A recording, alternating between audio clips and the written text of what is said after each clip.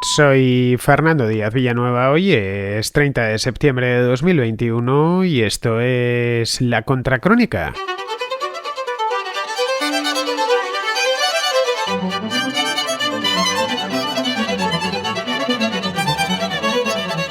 Las gasolineras del Reino Unido llevan varios días racionando el combustible. Creo que todos ya a estas alturas hemos visto las imágenes a través de televisión o en las redes sociales de colas inmensas en la entrada de las gasolineras. Algunas han tenido incluso que cerrar sus puertas, en otras no se permiten repostados de carburante que superen las 30 libras, que vienen a ser unos 34 euros más o menos, y esto es así desde hace ya bastantes días. El pánico dio comienzo la semana pasada y no ha cesado desde entonces. Las colas a la entrada de las estaciones de servicio a lo largo y ancho de todo el país se han convertido pues ya a estas alturas en casi parte del paisaje, como las cabinas de teléfono rojas que hay por todo el Reino Unido. El enfado entre la población es generalizado, porque el Reino Unido, un país con un urbanismo muy disperso, depende muchísimo del vehículo privado. El parque móvil además allí es inmenso, hay cerca de 40 millones de vehículos a motor matriculados y prácticamente todos consumen gasolina o gasóleo. No disponer de suficiente combustible condiciona profundamente la vida de todos los británicos, que bueno, aparte de verse obligados a dejar su automóvil en casa, en muchas ocasiones ven como las furgonetas y camiones tampoco pueden circular y por lo tanto eso ya se siente en las tiendas, que no están precisamente bollantes de productos. Al contrario, han pasado todo el verano con algunos problemas de abastecimiento. La causa de esta repentina escasez es, una vez más, la falta de camioneros en el país. No hay quien conduzca los camiones cisterna de las refinerías a las gasolineras. La situación ha llegado a ser tan grave que el gobierno de Boris Johnson ha tenido que tomar medidas urgentes. Ha anunciado que si esto persiste, pondrá a los conductores militares para que se pongan detrás del volante los camiones cisterna civiles. Pero eso no deja de ser una solución de urgencia tomada de forma precipitada. El problema de fondo es que no acuden a la isla conductores europeos, conductores de camión. Para incentivar su llegada, el gobierno ha ofrecido miles de visados, temporales, todos, eso sí, de 3 meses para los conductores continentales. Muchos de ellos ya trabajaban en el Reino Unido hasta el año pasado, así que conocen bien el país y sus carreteras, pero se marcharon y no han regresado debido al endurecimiento de las condiciones para trabajar en el país por culpa del Brexit. La cuestión es si los camioneros comunitarios están dispuestos a volver al Reino Unido. Esa es la pregunta del millón. No parece por ahora que vaya a ser así, al menos en el corto plazo. Los sindicatos de camioneros de la Unión Europea no parecen por la labor de echar una mano, más aún cuando en el continente también hay una acusada escasez de camioneros. Pero claro, ahí impera la libre circulación de trabajadores y acuden donde más se les necesita sin trámites ni visados previos. El Reino Unido renunció a esta ventaja hace un año y ahora está empezando a ver las consecuencias.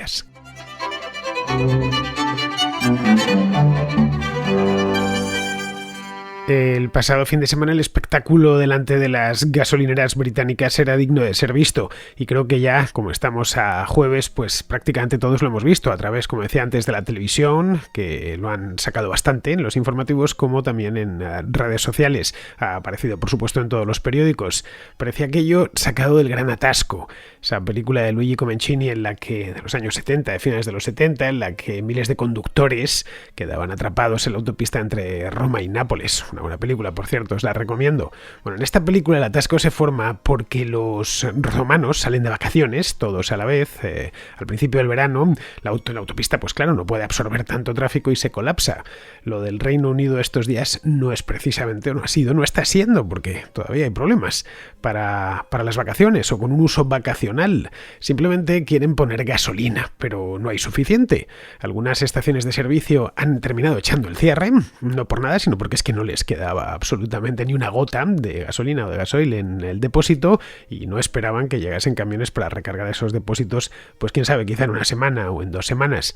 Esto obligó a que mucha gente tuviese que desplazarse a otras estaciones de servicio más cercanas, al tiempo que avisaban a sus conocidos que escaseaba la gasolina. Es decir, llamaban por teléfono, escribían un mensaje, que sepáis que a esta gasolinera le queda poco, si tenéis que poner gasolina, hacedlo ahora antes de que se acaben. Eso sí, tendréis que hacer una cola de quizá media hora. Bien, eso era todo lo que faltaba, que se montase un pánico. Todo el que tenía un automóvil a lo largo del fin de semana en el Reino Unido se echó a la calle o a la carretera a llenar el depósito antes de que fuese demasiado tarde. Muchos lo que hicieron, aparte de llenar el depósito de su coche, fue debe correr al supermercado a abastecerse por temor a quedarse sin comida. A fin de cuentas, si no hay gasolina para los turismos, tampoco la habrá para las furgonetas y para los camiones de reparto. Vamos, que esto se ha producido lo que se conoce como un efecto dominó de una parte a otra de la economía, y efectivamente así ha sucedido. No hay gasolina para nadie o casi para nadie, pero está racionada y por lo tanto pues los supermercados o los mercados no reciben la misma cantidad de mercancías. Esto viene a ser echar un poco de sal o de vinagre sobre una herida que ya estaba abierta, que era la de la escasez de ciertos productos en los estantes de los supermercados a lo largo del verano. Un tema al que ya dediqué un programa a principios de este mes, cuando yo mismo, de cuerpo presente, en carne mortal, me encontraba en Inglaterra a principios de septiembre. Bien, volviendo a finales de este mes, es decir, ahora mismo, este sábado las colas eran ya generalizadas en todo el país, es decir, desde el Canal de la Mancha hasta Escocia, y en algunas gasolineras se produjeron incidentes. En Twitter vi yo el otro día, hace 2 días, exactamente una pelea, era por la noche, de 2 clientes que querían echar gasolina y se pusieron a pelearse, pero a puñetazo limpio, por un surtidor. Yo no había visto eso nunca y lo pude ver a través de Twitter exactamente. Pero lo podéis encontrar estas imágenes en cualquier red social. Da una idea de hasta qué punto la cosa se ha puesto grave. Mucha gente perdió los nervios y después quizá esperar 1 o 2 horas, pues han llegado y han visto que alguien se les colaba y le han emprendido a golpes con él. El domingo, que fue el día después de esta pelea, British Petroleum, es decir, BP, que tiene 1.200 estaciones de servicio en todo el país, anunció que 3 de cada 4 gasolineras de su red no tenían combustible directamente y tenían que cerrarlas porque no encontraban el modo de reabastecerlas. No porque les faltase combustible, porque haya habido un embargo petrolero contra el Reino Unido, que tampoco serviría mucho porque el Reino Unido tiene la inmensa fortuna de contar con pozos de petróleo propio, sino ya más unas cuantas refinerías, sino porque no había camiones disponibles que llevasen la gasolina y el gasóleo de las refinerías al punto de venta. Nosotros no vamos a repostar a la refinería, entre otras cosas porque no suele estar al lado de nuestra casa, sino en las gasolineras. En el Reino Unido no falta el petróleo, como os decía.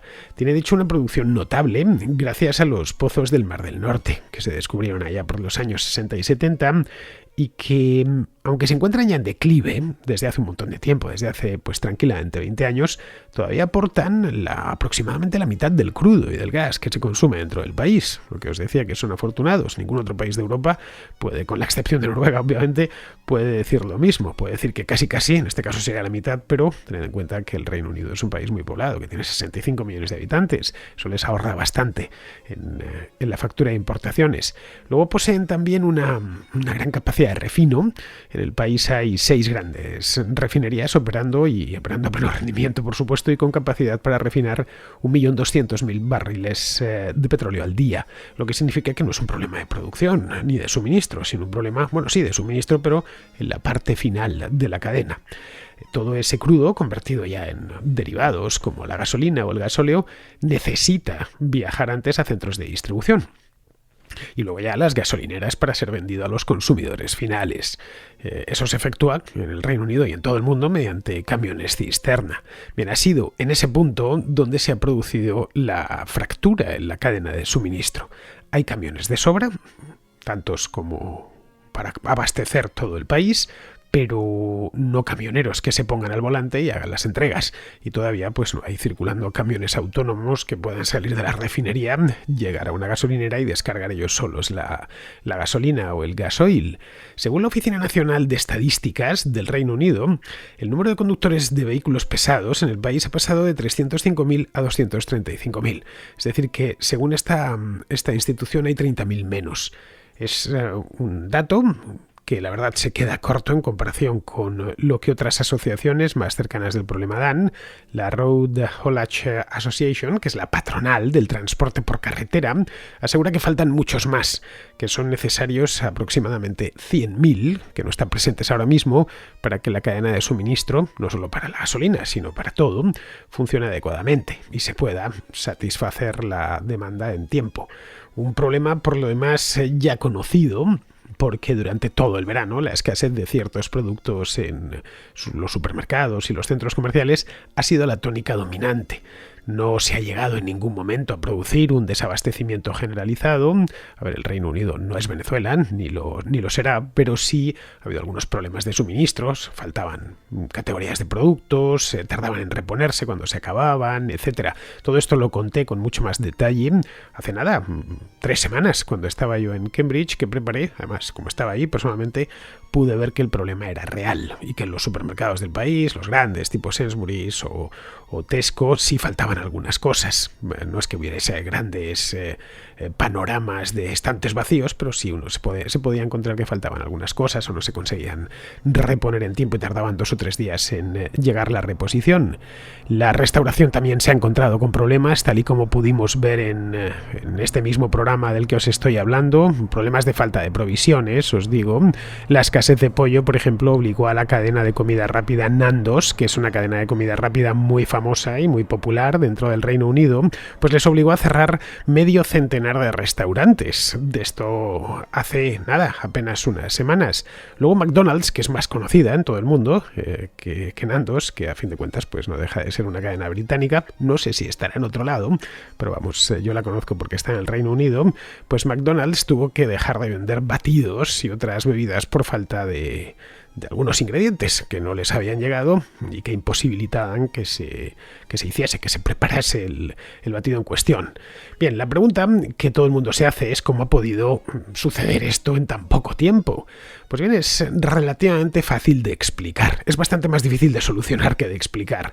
Se debe a una combinación funesta entre las consecuencias directas del Brexit, que están ahí, y las consecuencias directas de la pandemia, que estas sí son comunes a otros países de Europa y del mundo.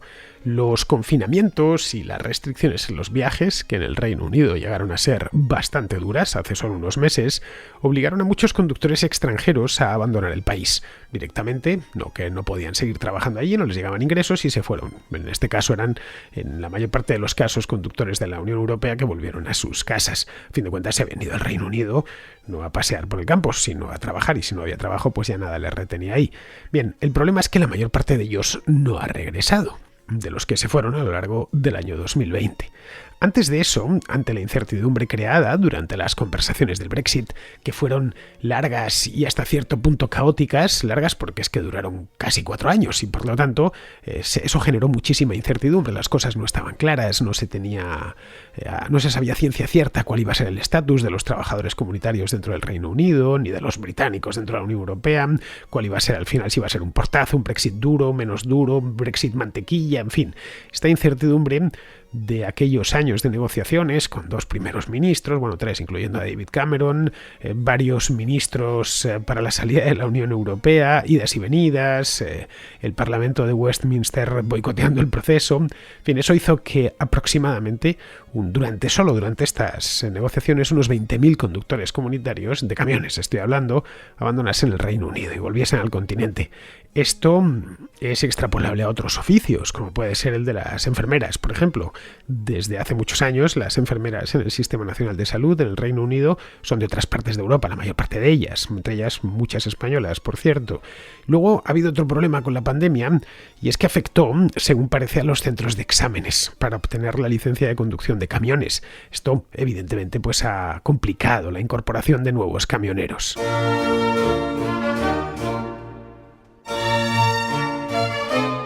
El hecho es que hay camiones esperando en los depósitos, camiones sin ningún conductor, pero no camioneros, que los conduzcan. Están ahí los camiones parados en filas, uno al lado del otro.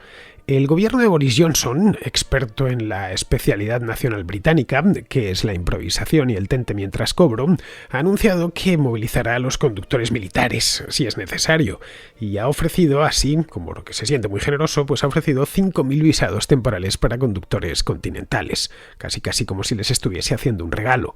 Con unos y otros, es decir, con los militares y con estos 5.000 visados temporales de 3 meses, no penséis que son 4 o 5 años, solo 3 meses de aquí a Navidad. Básicamente, lo que os decía del tente mientras cobro, pues con esto espera sortear los bajíos de la temporada navideña, que es el momento del año en el Reino Unido y en el resto del mundo, al menos el mundo cristiano, en el que el consumo minorista se dispara y donde más necesidad de transporte y de todo hay. La verdad es que no parece mucho. Si miramos esto desde arriba y conocemos bien las cifras, lo de los conductores del ejército, pues la verdad es simple propaganda patriótica en este caso, a la que le han dado incluso un nombre. Lo han llamado Operación Stalin. No tengo ni idea por qué le han puesto ese nombre, pero así es como se llama. El ejército británico puede aportar unos 150 conductores especializados en camiones cisterna. No es lo mismo llevar un camión con arena que llevar un camión cisterna, que requiere, pues, tiene unas normas de seguridad específicas, más cuando estás llevando combustible, gasolina, por ejemplo, ¿no? Así que solo hay 150, es todo lo que puede aportar. A fin de cuentas, un ejército tiene todo tipo de profesionales, pero no en grandes cantidades. Y 150 camioneros ya son bastantes. Camioneros especializados en este tipo de camiones. Y luego, respecto a los visados, 5.000 camioneros. En el caso de que consigan colocar los 5.000 visados, es que es una gota en el océano. Porque para que las cosas vuelvan a la normalidad darían falta muchos más. Bien, lo decía la Road Haulage Association, la patronal del transporte, que les hacen falta 100.000. 5.000 no está mal, serán bienvenidos, pero son muy pocos.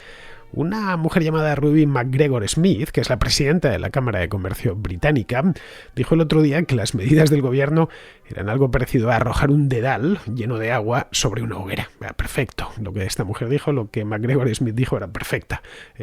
Si consiguen colocar esos 5.150, que es para lo que daría, pues sería efectivamente como arrojar un dedal sobre una hoguera. Algo va a apagar, pero una cantidad de fuego tan minúscula que la hoguera va a seguir con salud plena donde estaba. Bien, algunos diputados conservadores no piensan lo mismo y creen que esto es un asuntillo menor. Hay uno que se llama, pues relativamente famoso, lo fue más hace muchos años, pero bueno, todavía su fama colea en el Reino Unido, es muy conocido porque llegó a ser líder del Partido Conservador en tiempos de Tony Blair. Este se llama Iain Duncan Smith. Este es un brexiter de la línea dura. Uno cree que esto es temporal, que de un modo u otro las cosas volverán a la normalidad, más pronto que tarde, por supuesto, porque este de la falta de camioneros no es un problema británico, este es un problema de toda Europa y que evidentemente pues los británicos lo están padeciendo. Pero como en el continente les quieren mal a los británicos, pues están dando todos los... han puesto el gong propagandístico, todas las cadenas de televisión, para hacerles dudar del Brexit. Bien, esta es la teoría de Duncan Smith y la de los diputados más afines y más partidarios del Brexit. Bien, para la prensa que le siguen, estas explicaciones bastan.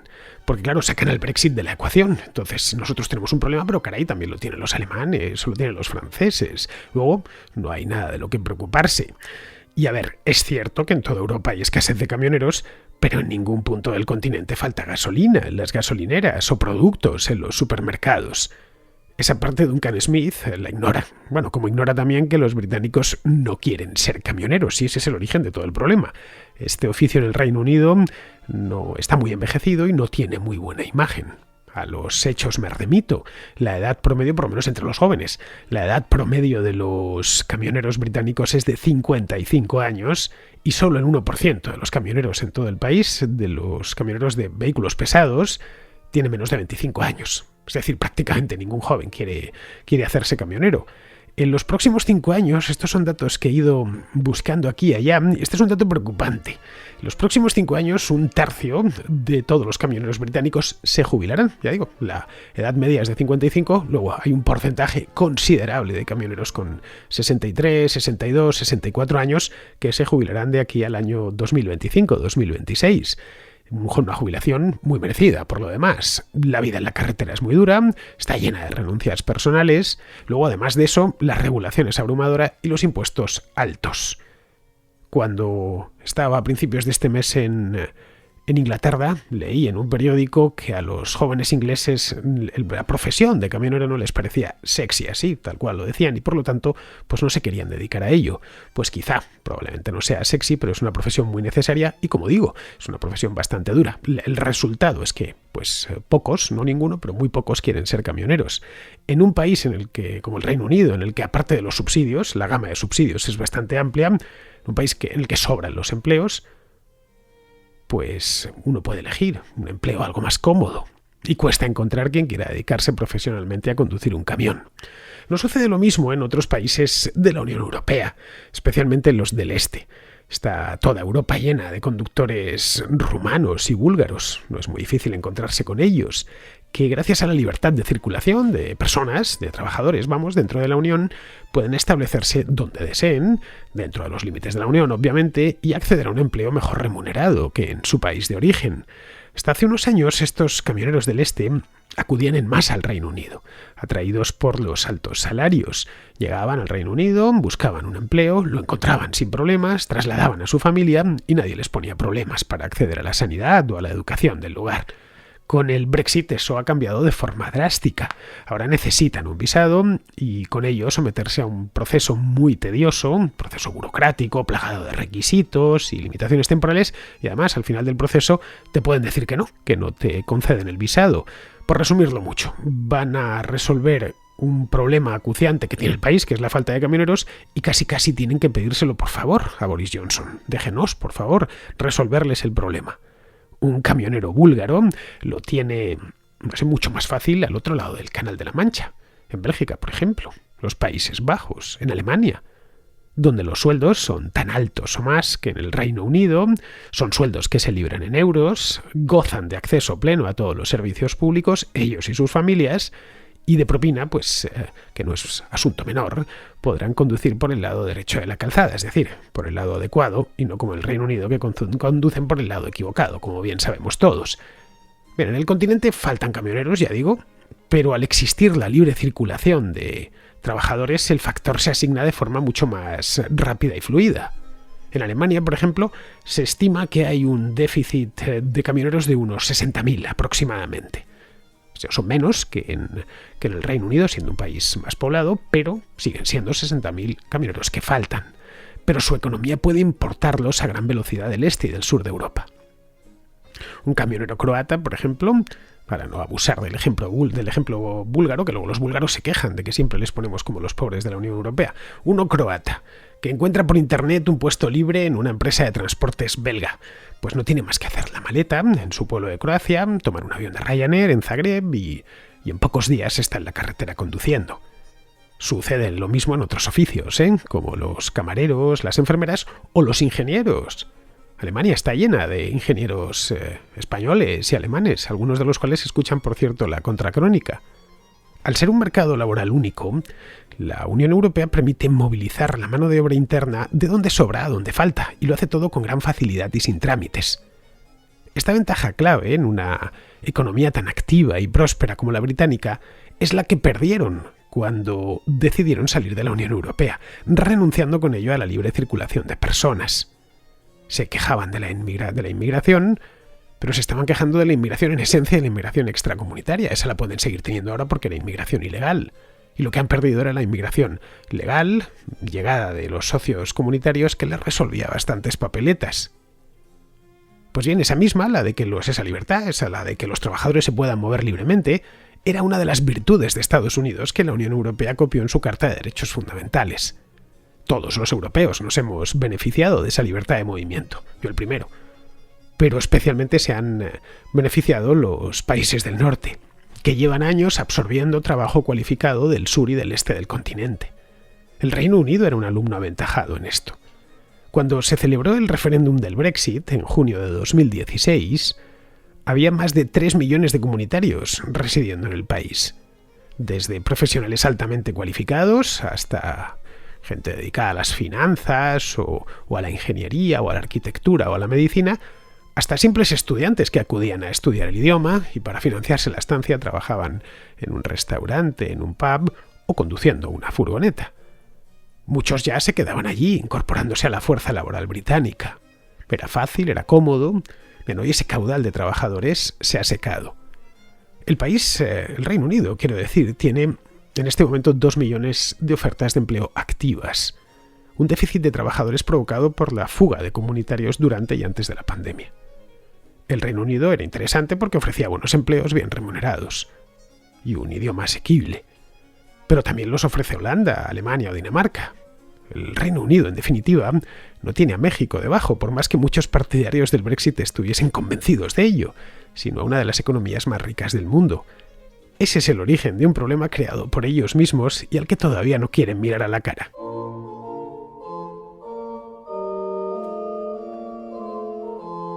Vamos con la contrarréplica. Empezamos con Alberto, que se hace una pregunta sobre el programa de ayer que hice sobre Biden.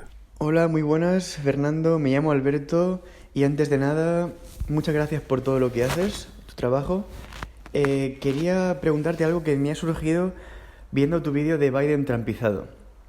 Ah, la frase que me ha chocado en cierto modo ha sido que en algún momento has mencionado que Biden está traicionando valores o promesas que en su día hizo cuando era vicepresidente con Obama. Em, y aunque lo hayas dicho con cierta ironía, en plan de qué raro que ahora justo Biden cambie de parecer respecto a este tema. Am, el hecho de que digas que es raro me parece aún más raro a mí, por así decir, porque da a entender que tú esperas que un político sea coherente en cierto modo o que tienes la esperanza de que un político quiera cumplir un programa político para a que el mundo sea mejor en cierto modo también. Y justamente este hecho, este acto de tener esa esperanza, por así decir, me ha recordado un vídeo que dejo también en el enlace aquí debajo del audio, que se llama The Rules for Rulers. Significa en inglés las reglas para los que mandan, y en el vídeo se explica, así como grandes pinceladas, cómo funcionan los sistemas de poder, cómo la gente realmente solo quiere perpetuarse en ellos, cómo funcionan realmente los sistemas de poder y no es con la verdad y con los buenos valores, sino con los favores, con tener ciertos apoyos clave. Y justamente en ese vídeo se menciona que realmente las incoherencias y romper promesas, decisiones que no tienen ningún tipo de sentido, eso da exactamente igual. Tienes que hacerlo si te van a ayudar a conseguir ese tipo de apoyos clave. Y lo que me ha hecho gracia es que también justo se menciona en ese vídeo que la gente que no entiende eso, que realmente una incoherencia, aunque sean valores muy troncales de una persona, da exactamente igual porque eso es para la gente que no entiende el juego de la democracia, el poder, el acceso al poder y la perpetuación en el poder. Entonces, es una pregunta que entiendo que será fácil de contestar para ti, pero aunque tú lances esos mensajes con cierta ironía, ¿te queda en lo más profundo de ti algún tipo de esperanza en que la gente, en que los políticos pueden hacer algo con, digamos, honestidad y bondad en su interior? O, porque si no, en cierto modo se le manda el mensaje a los escuchas de que sí, la gente aún debería tener esperanza y confianza en los políticos y en la democracia para que se preocupen por ellos cuando, al menos yo entiendo, y creo que tú parcialmente también entiendes, eso no va a ser así. Así que nada, esa es mi duda, mi pregunta, pero otra vez, gracias por todos los programas, es tan entretenido escucharte y que vaya todo muy bien. Gracias, Fernando. Pues no, Alberto, no trate de ser irónico. Me limite a exponer hechos y a sacar una conclusión de ellos. Los hechos después de 8 meses de gobierno son que Biden no ha movido ni una sola coma de la política comercial y exterior de Estados Unidos. En principio no pasaría nada si no hubiese construido su campaña del año pasado sobre lo mala que era la política comercial y exterior del trumpismo. Tampoco pasaría nada si hubiese rectificado públicamente y lo hubiera explicado. Pero no, cada vez que habla dice una cosa que nada tiene que ver con lo que hace. Digamos que hay un Biden discursivo, que es todo armonía y buenas vibraciones, y otro actuante, que es una copia de Donald Trump. Esto nos vendría a decir que hace lo que hace porque no puede o no quiere hacer otra cosa. No sé cuál de las dos será porque no se ha ocupado de decírnoslo, y tampoco tenemos medios de saberlo. Así que me limito a hacer mi trabajo, que es exponerlo y señalar las incoherencias entre sus palabras y sus actos.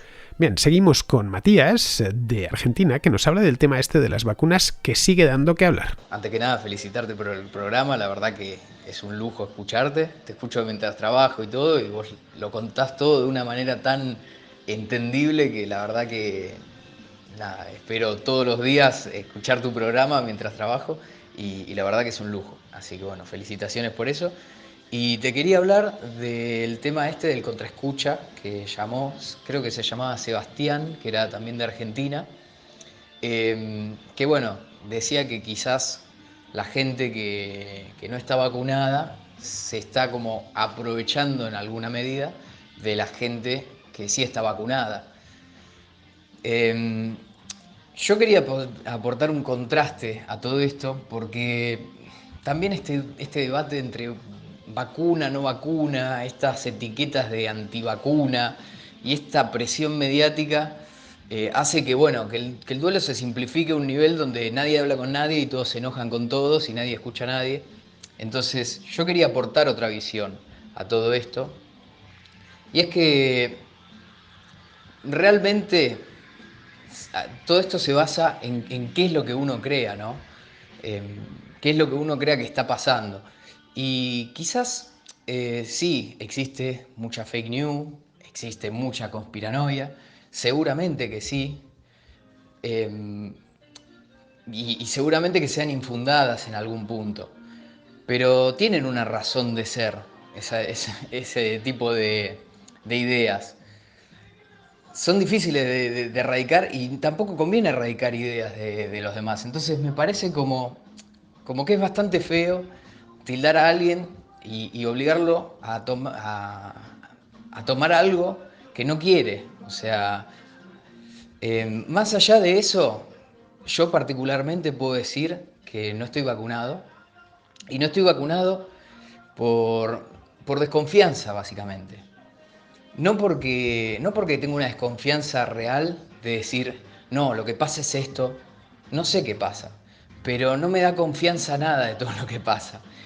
Y esta es mi visión particular, o sea, obviamente, pero yo siento como que todo se tomó muy rápido, no se debatió nada con nada, la situación se exacerbó de más. Fue una tragedia, sí, obviamente, se murió gente, obviamente, no vamos a decir que no, sería una boludez no reconocer eso.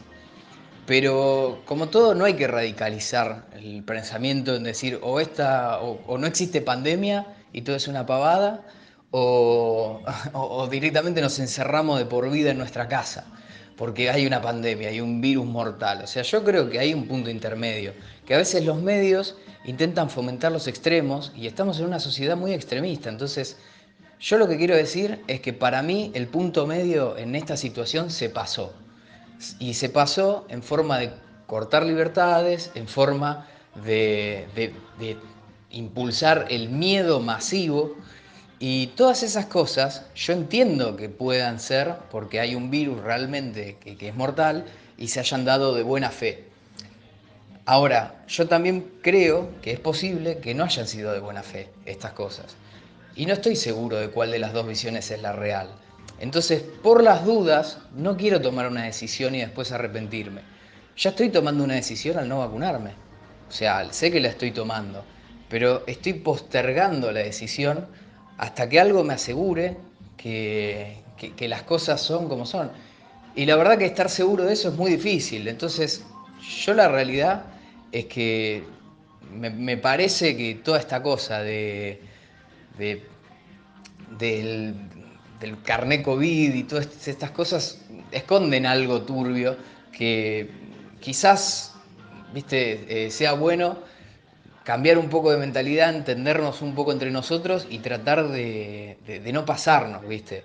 De no dejar pasarnos por arriba un poco, de hacernos respetar, de tener un poco más de cuidado, porque si estamos totalmente sometidos ante lo que venga con la confianza de que los que están arriba no van a hacer nada y va a estar todo bien, o que alguien va a decir algo en un sistema que quizás nadie va a decir nada, qué sé yo, a mí no me gusta estar tan vendido. Entonces, yo quería aportar esa visión, que bueno, me parece que es una visión diferente a la que había aportado, creo que era Sebastián, no sé si era el nombre, pero bueno, nada, es eso, y bueno, felicitarte otra vez por el programa, la verdad que es impecable.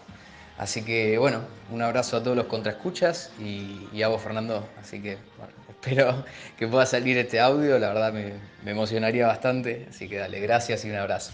A ver, Matías, cuando hacemos o no hacemos algo, a cada uno nos mueven razones estrictamente individuales. Yo me vacuné entre junio y julio, las 2 dosis, separadas un par de semanas, y lo hice por 2 razones. La primera porque observé que el grado de protección que ofrecían vacunas como la de Pfizer o la de Moderna, que son las que se estaban administrando en Madrid, era suficientemente alto. Se trataba de 2 pinchazos subcutáneos y no me iba a costar nada. El sistema que tenían en Madrid era bueno de vacunación, no tuve que hacer cola ni nada parecido. Fue rápido, cómodo y gratuito. A cambio, pues obtenía una protección grande respecto al riesgo de que, bueno, si contraigo la COVID, se me complique y termine ingresando en un hospital con una neumonía. Yo no soy un jovenzuelo. Yo tengo ya una edad y con ciertas cosas mejor no andarse con bromas. Esa es la primera razón. La segunda, que me empujó a vacunarme, fue que quería salir del país en verano. Tenía pensado ir a Alemania y Inglaterra y sabía que me iban a pedir el certificado de vacunación, como así sucedió. Ganaba mucho a cambio de muy poco sacrificio. Evidentemente me planteé lo de los efectos secundarios, claro está. A corto plazo fueron levísimos, la primera dosis ni me enteré y la segunda me dolió un poco el brazo. A largo plazo los desconozco, con el tiempo se irán describiendo, como ya tenemos descritos los del ibuprofeno o cualquier otro fármaco. Los del ibuprofeno los leí aquí hace unos meses. Tomé el prospecto de una cajita de ibuprofeno de píldoras que tengo en casa y lo leí. Lo he vuelto a hacer, me he ido a por la cajita, y esto es lo que dice el prospecto. Te leo solo los efectos secundarios de tipo gastrointestinal. También los hay auditivos, oculares, sanguíneos, renales, hepáticos, cutáneos, cardiovasculares y así. Una letanía infinita. Bien, esto es lo que dice textualmente, estoy leyendo. Los efectos adversos más frecuentes que ocurren con los medicamentos como el ibuprofeno son los gastrointestinales. 2 puntos. Úlceras pépticas, hemorragias digestivas, perforaciones, en algunos casos mortales, especialmente en los pacientes de edad avanzada. También se han observado náuseas, vómitos, diarrea, flatulencia, estreñimiento, ardor de estómago, dolor abdominal, sangre en heces, aftas bucales, empeoramiento de colitis ulcerosa y enfermedad de Crohn. Menos frecuentemente se ha observado la aparición de gastritis. Bien, ahí termino, te podría leer el prospecto entero. El ibuprofeno lleva entre nosotros medio siglo. Se comercializó por primera vez en 1969. Desde entonces se le han ido agregando posibles efectos secundarios, pero eso no ha provocado que se retire del mercado porque son poco frecuentes. Los beneficios que extraemos de él son mucho mayores que sus efectos adversos observados. Podríamos esperar no 40 años, como el ibuprofeno, pero sí, 6 o 7, para administrar las vacunas contra la COVID. Pero en ese caso tendríamos que afrontar el hecho de que mucha más gente se iba a contagiar y a presentar cuadros graves de la enfermedad y algunos a morir. Eso por no hablar de que incluso esperando 7 años no sabríamos qué efectos tiene a los 8 años, a los 9 o a los 10. A ver, si tú has decidido libre y voluntariamente no vacunarte, a mí me parece bien, es una decisión tuya, perfectamente soberana. No creo que tengas que ser discriminado de forma alguna. Pero sí, claro, deberías saber a qué te expones. Del mismo modo que si vas al África ecuatorial y decides no vacunarte de la fiebre amarilla, ya sabes a lo que te expones. Bien, seguimos con José Antonio, que también nos habla de vacunas. Esta vez introduciendo matices importantes que no suelen comparecer en el debate.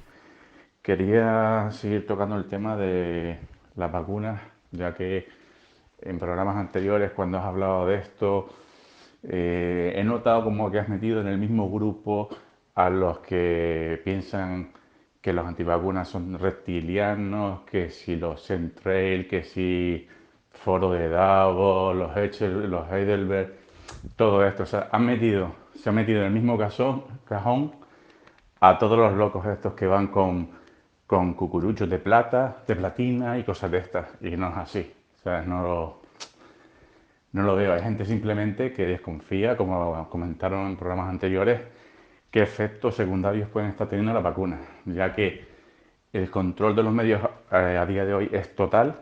Maldita.es y Neutra, todo lo que no sea vacunas es bueno, se tacha de fake. Y realmente no puede ser que sea la primera vacuna que no tenga nada. Entonces, hay una agencia en Estados Unidos, la VAERS, con V, que es la que se dedica a los efectos secundarios, los efectos adversos de los medicamentos, que podrías comprobar donde se están poniendo los efectos reales. Y parece ser que el procedimiento es tan complicado que solamente se está reportando un 1% de lo que realmente ocurre. Su sinónimo en Europa creo que es EUDRA, algo así. Y también ocurre lo mismo, es muy, muy complicado reportar y muy complicado encontrar los datos. Pero lo que está claro es que están habiendo miocarditis, están habiendo pericarditis, están habiendo trombos y microtrombos. El problema son los microtrombos, que a la larga puede desembocar a lo largo de meses en otra cosa. Entonces, ¿qué pasa? Yo estoy sano, me vacuno, dentro de un mes me da un infarto, no me hacen autopsia y pondrán: este chico murió por un infarto, muerte natural. punto y final. Nadie va a asociar esto como efecto posible a una vacunación.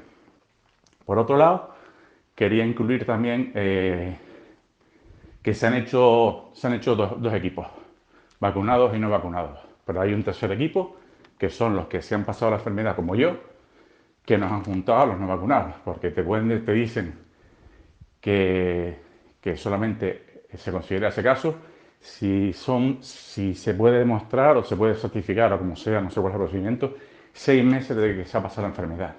Pues chicos, a los 6 meses me puedo hacer otra analítica para ver cómo estoy de IgG y IgM y darme otros 6 meses. No paso directa porque han estipulado que a los 6 meses se acaba tu inmunidad natural, cuando hay muchos médicos que están diciendo que la inmunidad natural es muchísimo mejor y es más completa que la inmunidad artificial producida por la vacuna. Aparte, hay demostrado que se han encontrado, no sé si está en la datasheet de la vacuna, componentes como el polisorbato 80, que son cancerígenos o tóxicos, muy tóxicos para el cuerpo humano, y están ahí. O en los bastoncillos para las pruebas de PCR y de antígenos, el óxido de etileno. Y nadie dice nada. O sea, yo entiendo que Andrea y médicos, como siempre se ha tratado de ayudar al ser humano y de curar, den por hecho que todo el mundo está haciendo sus cosas bien. Pero nadie se ha puesto a ver qué es lo que hay ahí dentro y si todo está bien. Ahora está metiendo en manos farmacéuticas y haciendo lo que le da la gana. Y la verdad es la que publica la farmacéutica y el Estado, y lo demás es fake. Entonces, si puedes mirar lo del BAERS y lo del Eudra, te lo agradecería mucho, porque como no va a haber datos de todos los países del mundo, porque ni todo el mundo publica lo que pasa, ni tienen facilidad para publicarlo, se puede coger y se puede extrapolar lo que está teniendo un país, más o menos lo que está pasando en todo el mundo, unos más, otros menos, pero que hay mucho más de lo que se ve. Nada más, muchas gracias, perdona que ha sido un poco largo y me encanta tu programa. Vamos a ver, José Antonio, yo desde el principio de la pandemia me he apegado a los hechos. Yo no creo. Yo sé o no sé, pero no creo, no soy un creyente. En el caso de las vacunas he preparado programas monográficos sobre este tema desde el día 2 de marzo de 2020, no de 2021, de 2020. Están en el archivo, El 2 de marzo de 2020 faltaban aún 15 días para el confinamiento y ya hice un programa sobre vacunas. Te lo tienes en el archivo, se titula ¿Cuándo tendremos la vacuna del coronavirus? 2 de marzo de 2020. Aquel día estuvo Andrea y hablamos de los caminos que estaban tomando los científicos, por lo que ella sabía. Insisto, 2 de marzo de 2020. Desde entonces he hecho 30 programas monográficos sobre el tema de las vacunas. Vamos, que me lo he trabajado a fondo. He leído textos, he hablado con expertos, me he asesorado a fondo para ir construyendo un relato coherente, formativo y además informativo. Cuando se presentó la primera vacuna en noviembre del año pasado, que fue la de Pfizer, hice un programa. Idem con la de AstraZeneca, la de Moderna y la de otras partes del mundo. Llegué a hacer incluso un programa a principios de enero, no recuerdo qué día fue, creo que el 5 o el 6, justo al final de las Navidades, que se titulaba Las vacunas a examen, en el que hablé de todas ellas y de cómo se iban a administrar en las distintas partes del mundo. Vamos, que no soy un recién llegado en esto, José Antonio, que me tomo muy en serio mi trabajo y lo hago con la máxima diligencia, porque este programa no lo sostiene ni la publicidad, ni los políticos, ni los bancos, lo sostienen sus oyentes, por lo que lo único que no puedo sacrificar bajo ningún concepto es la credibilidad. Se puede oír mejor o peor, procuro que se escuche mejor, pero se puede oír mejor o peor, puedo seleccionar la música que os guste o que no, pero la credibilidad no puedo perderla de ninguna manera. Respeto demasiado a mis oyentes como para perder eso, o para no tenerlo. Cuando empezaron a administrarse hace 10 meses las vacunas, me mantuve a la espera al principio de los primeros resultados sobre población real y no sobre grupos de ensayo. En marzo ya habían pasado 3 meses aproximadamente desde que empezase a administrarse, por lo menos en España, en el Reino Unido empezó un poco antes, ya se veía que en países como Israel estaban funcionando bien. 2 meses más tarde esos mismos resultados esperanzadores ya los veíamos en Europa y en Estados Unidos. La letalidad del virus se ha desplomado. Y eso se debe a la administración de vacunas, que como le decía Matías hace un momento, tienen un grado de protección muy alto para las manifestaciones más graves de la COVID. Eso son cuentas, no cuentos. Son hechos, no creencias. Y como te decía antes, yo no sé. Yo eso de creer no lo llevo. Yo sé o no sé, no hay más. Lo que no hago bajo ningún concepto es creer. Sé que las vacunas están siendo benéficas, lo sé.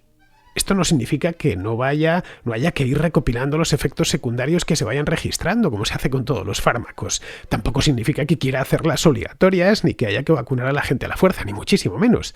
Luego, respecto a lo que comentas de que no distingo entre los que niegan no ya la efectividad de las vacunas, sino la misma existencia del virus, y los que manifiestan dudas razonables sobre la vacunación, pues naturalmente que distingo y trato de, además, siempre de introducir el matiz pertinente, siempre que tengo ocasión.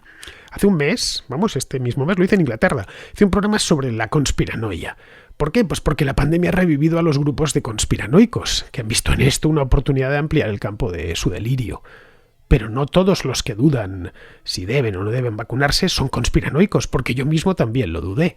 Y te aseguro que de conspiranoico no tengo absolutamente nada. Bien, vamos a ir terminando. Vamos con Pizarro, que nos habla del tema este de Biden y su trumpización progresiva. José prometió deshacer los dislates, destrozos y desafueros que Donaldo le dejaba en herencia. Y resulta que eso va a ser algo que quizás acabe haciendo, pero no será ni pronto ni convencido. Mientras tanto, se afana en realizar sus propios dislates, destrozos y desafueros, como si supiera que no le va a dar tiempo a hacerlos todos. Lo que sí ha cambiado son las formas. Nada de malas caras, ni de amenazas secas, ni de insultos o impertinencias. ¿Cuánto le va a durar la paz interna y externa con esta técnica de desconcierto general? Es un misterio. Que no será demasiado es una certeza. Un cordial saludo de Pizarro.